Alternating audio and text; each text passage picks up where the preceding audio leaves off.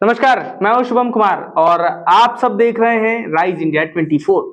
Mental health पर भाषण तो सभी देते हैं, पर हम आपको भाषण नहीं देंगे बल्कि वजह, कारण और इलाज बताएंगे, क्योंकि जो कोई नहीं कर पाता वो हम करते हैं।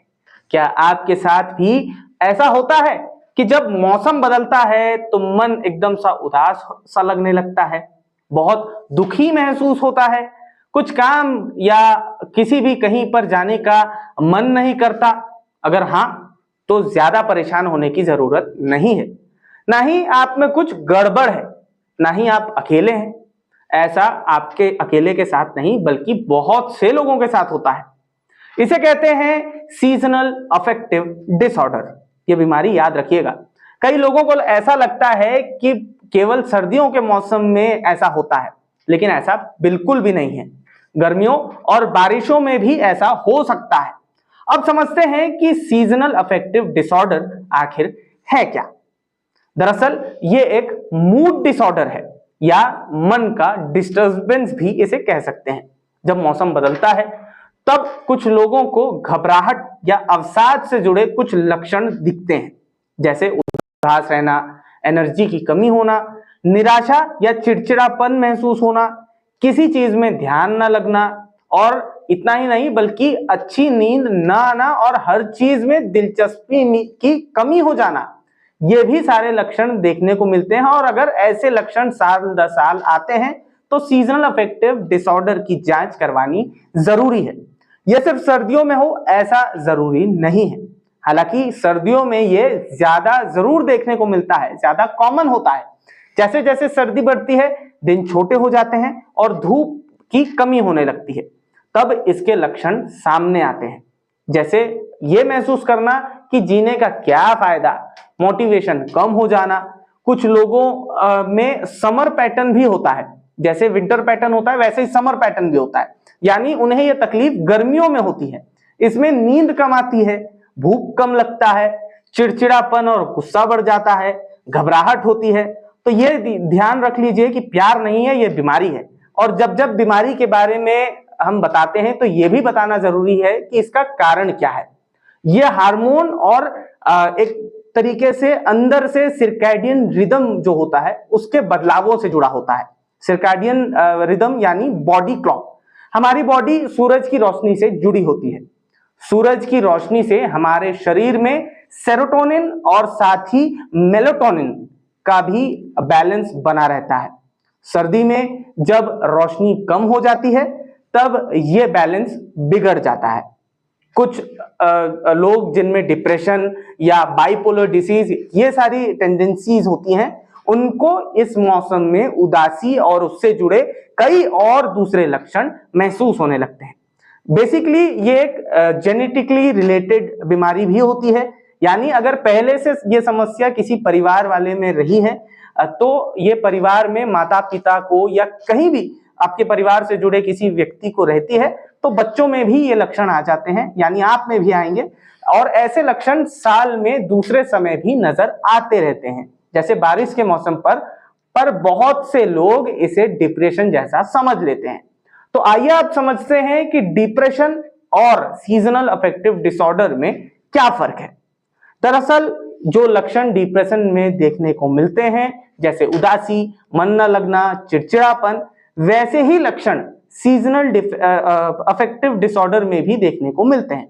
लेकिन सीजनल अफेक्टिव डिसऑर्डर का ट्रिगर पॉइंट अलग होता है।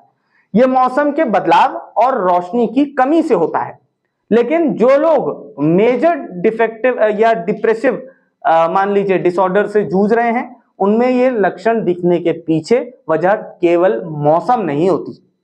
इसमें डिप्रेशन किसी भी समय हो सकता है, यह लंबे समय तक परेशान कर सकता है, पर जब बीमारी इतनी खतरनाक है तो इसका कोई बचाव भी तो होगा।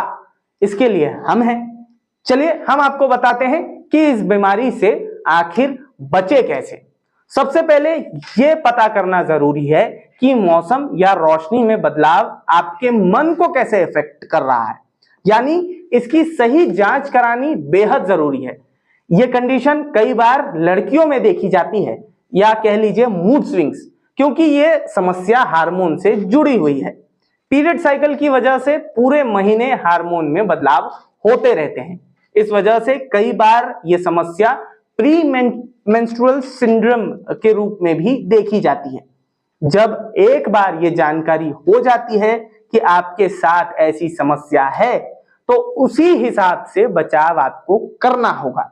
अगर जीवन शैली संतुलित नहीं है, सोने और उठने का समय सही नहीं है, या सही से खाना नहीं खाते, ज्यादा प्रोसेस्ड खाना खाते हैं जिसमें शुगर और फैट की मात्रा ज्यादा है, फिजिकल एक्टिविटी कम करते हैं, या तो आप कहीं आते जाते नहीं, तो चीजें दिमागी बीमारियों की वजह है। इसीलिए जीवन शैली को संतुलित रखना बेहद जरूरी है। सर्दी के कारण लोग अपना रूटीन बदल लेते हैं, जैसे दिन में ज्यादा समय सोते हैं, ठंड में बेड से बाहर निकलने का मन नहीं करता, एक्सरसाइज भी कम कर देते हैं। ये सारी चीजें सीजनल अफेक्टिव डिसऑर्डर को बढ़ावा दे रही हैं। पर फिर भी ये बीमारी आपको अगर हो गई तो घबराने की जरूरत बिल्कुल नहीं है। हम कब आएंगे काम? हम ऐसे काम आएंगे कि इसका इलाज भी हम आपको बता दिए देते हैं। इलाज के लिए साइकोथेरेपी और लाइट थेरेपी का सहारा लिया जा सकता है, क्योंकि ये दिक्कत रोशनी से संबंधित है।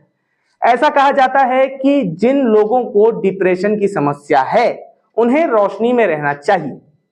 नेचुरल लाइट नहीं है तो आर्टिफिशियल लाइट जलाकर रखिए और हर जगह रोशनी रखिए। ऐसा भी नहीं है कि आप रात में भी रोशनी रखें। ऐसा सही स्लीप साइकिल की वजह से भी सॉल्व किया जा सकता है। इसके अलावा विटामिन डी की कमी का भी एक बड़ा रोल होता है, इसलिए विटामिन डी चेक कराना और उसका सप्लीमेंट लेते रहना बेहद जरूरी है। अगर सीजनल अफेक्टिव डिसऑर्डर की समस्या बार बार हो रही है, तब तो भैया चले जाइए मनोचिकित्सक के पास और दिखाइए उनको। हमसे आपका कोई काम नहीं बनेगा। एंटी डिप्रेसेंट दवाई वो दे सकते हैं, ये सेफ और असरदार होती है। ये दवाइयां SSRI कैटेगरी की होती हैं। ये नर्वस सिस्टम में सेरोटोनिन की मात्रा बैलेंस करती है, जिससे मन पॉजिटिव और खुश रहता है। इलाज में साइकोथेरेपी, लाइट थेरेपी या दवाइयां दी जाएंगी, या तीनों का कॉम्बिनेशन भी आपको दिया जा सकता है। ये डॉक्टर लक्षणों को देखकर तय करते हैं। चलिए, सैड पर बातचीत आज बस इतनी ही। बहुत जल्द मुलाकात होगी फिर यहीं ऐसे ही समय पर, और समय हो गया है अब आपसे विदा लेने का।